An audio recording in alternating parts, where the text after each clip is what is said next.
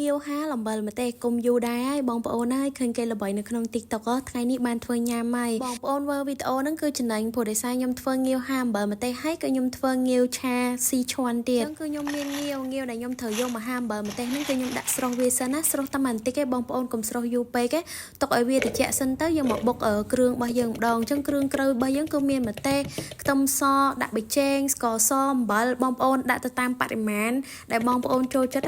ប៉ុណ្ណាគឺដាក់ប៉ុណ្ណឹងទៅហើយនឹងខ្ទឹមសបងប្អូនបើចាំបុកឲ្យវាម៉ត់ពេកទេបន្តមកទៀតគឺយើងចាប់ផ្ដើមមកប្រឡាក់ងាវយើងហើយយើងដាក់ច្បល់វាឲ្យសព្វចឹងទៅសម្រាប់នេះខ្ញុំចូលចិត្តហឹរខ្លាំងអញ្ចឹងខ្ញុំដាក់ថែមម្ទេសដាក់ថែមជាមួយនឹងស្លឹកខ្ទឹមហើយនឹងម្សៅស៊ុបដើម្បីឲ្យវាដិតកាន់តែខ្លាំងតិចទៀតបងប្អូនសម្រាប់ស្លឹកខ្ទឹមហ្នឹងបងប្អូនអត់ចូលចិត្តបើចាំដាក់ក៏បានដែរនិយាយទៅគឺខ្ញុំអត់បានយកទៅហាលជាមួយនឹងកម្ដៅថ្ងៃទេបងប្អូនហើយព្រោះដោយសារតែពេលខ្ញុំធ្វើហ្នឹងគឺរៀងយប់ហើយឃ្លានភ្លាមធ្វើភ្លាមអញ្ចឹងណាសម្រាប់កម្ដៅវិញគឺខ្ញុំដាក់100អង្សាសេហើយ10នាទីតែបើបងប្អូនធ្វើដាក់តែ6នាទីទៅ8នាទីបានហើយបន្តមកទៀតគឺខ្ញុំចាប់ផ្ដើមមកឆាងាវស៊ីឈាន់ម្ដងណាដំបូងគឺខ្ញុំចាប់ផ្ដើមបំពងខ្ទឹមសិនបន្តមកទៀតគឺខ្ញុំដាក់គ្រឿងស៊ីឈាន់ចូលគ្រឿងស៊ីឈាន់នេះគឺខ្ញុំមានលក់ផ្ទាល់ណាបងប្អូនវាមិនមែនជាប្រភេទដុំទេជាប្រភេទទឹកណាអញ្ចឹងគឺខ្ញុំដាក់ថែមតែស្ករហើយនឹងម្សៅស៊ុបទេខ្ញុំអាចដាក់ប៊ីចេងអំបិលហើយនឹងទឹកត្រីណាបងប្អូនព្រោះដោយសារតែគ្រឿងស៊ីឈាន់នេះវាមានជាតិប្រៃតិចឡំស្រាប់ហើយអញ្ចឹងយើងដាក់តែប៉ុណ្្នឹងទៅគឺល្មមហើយបន្តមកទៀតគឺខ្ញុំចាប់ផ្ដើម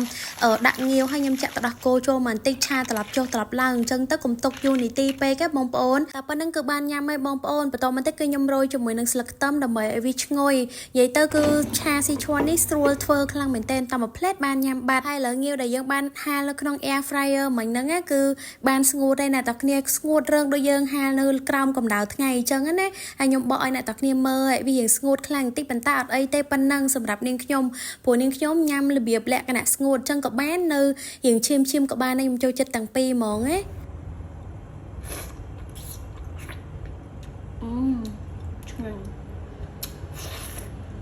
ឆ្ងាញ់ឥឡូវខ្ញុំឲ្យប្តីខ្ញុំមកភ្លក់ឆាស៊ីឈាន់វិញម្ដងណាតើគ្នាគាត់បើកមកអូយឡងទលត់លុតហ្មងណាសម្រាប់បងប្អូនណាដែលគាត់ចូលចិត្តញ៉ាំស៊ុបស៊ីឈាន់ឬក៏ប្រភេទគ្រឿងទេសចិនអីហ្នឹងណាដាក់ជាមួយនឹងងាវឆាស៊ីឈាន់នេះគឺខ្ញុំធានាឲ្យមកឆ្ងាញ់ហ្មងជាតិសាហាវហ្មងអ្នកទាំងគ្នាខ្ញុំអត់កុហកទេតែបើសិនជាករណីបងប្អូនដែលគាត់អត់ចេះញ៉ាំស៊ុបស៊ីឈាន់ទេយើងពិបាកញ៉ាំបន្តិចប៉ុន្តែអត់អីទេគាត់អាចដាក់ទឹកដោះគោរៀងច្រើនអញ្ចឹងទៅ